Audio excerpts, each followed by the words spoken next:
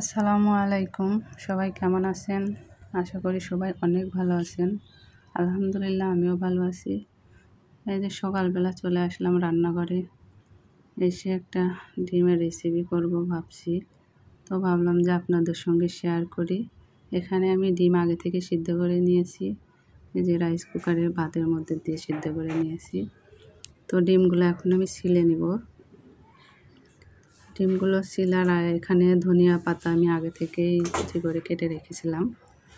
তো এর মাঝে ভাত হয়ে গেছে, ভাবলাম যে ভাতগুলো বেড়ে তারপরে আসি। তো আমার মতো কে কে এরকমভাবে হটপটে ভাত রেখে আমি লেপের মধ্যে রাখি, এটা আমি আমার মায়ের কাছ থেকে শিখেছি। আপনারা কে কে রাখেন অবশ্যই কমেন্টসে জানাবেন, কারণ শীতে পরবর্তীতে দেখতে ভাত খেলে সে ভাতটা গরম থাকে, এর জন্য আর কি আমি লেপের মধ্যে এভাবে রাখি, মানে কম্বলের মধ্যে। তো আবার রান্নাঘরে চলে আসলাম ভাতটা রেখে।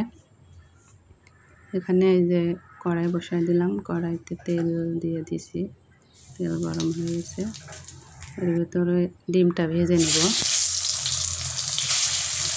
এই যে ডিম ভেজে নিচ্ছি। আর যে বিষয়টা বলছিলাম যে ভাত, মানে আমি আসলে 2 জায়গায় রাখলাম এই কারণে যে মানে আমি এক জায়গায় যাব, তো তাই দুপুরেও খাওয়া যাতে এসে গরম পাই, এর জন্য 2 জায়গায় ভাত করে রেখে বাইরে রেখে লেবের মধ্যে রাখছিলাম। এই ক্ষেত্রে এখানে আবার যাই হোক এরকমভাবে কে কে রাখেন, যদি কেউ রেখে থাকেন অবশ্যই কমেন্টসে জানাবেন। আসলে আমি ক্যামেরার সামনে হয়তো কথা বলতে একটু সমস্যা হচ্ছে প্রথম তাই ক্ষমা সুন্দর দৃষ্টিতে দেখবেন। আর ভুল হলেও অবশ্যই কমেন্টসে আপনারা ধরিয়ে দেবেন, কমেন্টসে বলে দেবেন। তারপরে যে আমি এখানে রসুন, পেঁয়াজ, মরিচ দিয়ে দিছি, দিয়ে এখানে রান্নাটা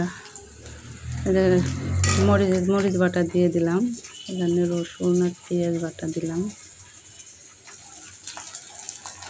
দিয়ে এখন একটু কষিয়ে নেব, মানে আর কি ভাজা করব, মানে ঝোলও থাকবে না,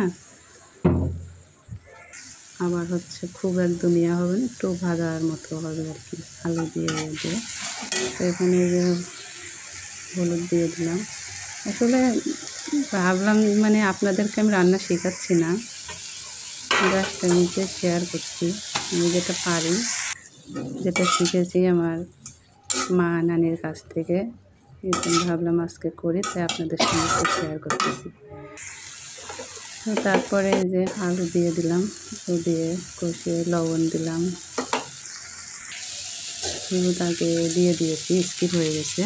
তারপরে যে আগে থেকে কেটে রাখা ধনিয়া পাতা কুচি করে কেটে রেখেছিলাম, এটা দিয়ে দিলাম, দিয়ে এখন আবার কষিয়ে নিব। কষিয়ে নেওয়ার পরে যে একটু পানি দিয়ে দিয়েছিলাম, পানি দিয়ে ডিম দিয়ে দিলাম, দিয়ে যখন আমার ডিমের রেসিপিটা হয়ে এসেছে প্রায়। তো ভালো থাকবেন, সুস্থ থাকবেন, আল্লাহ হাফেজ।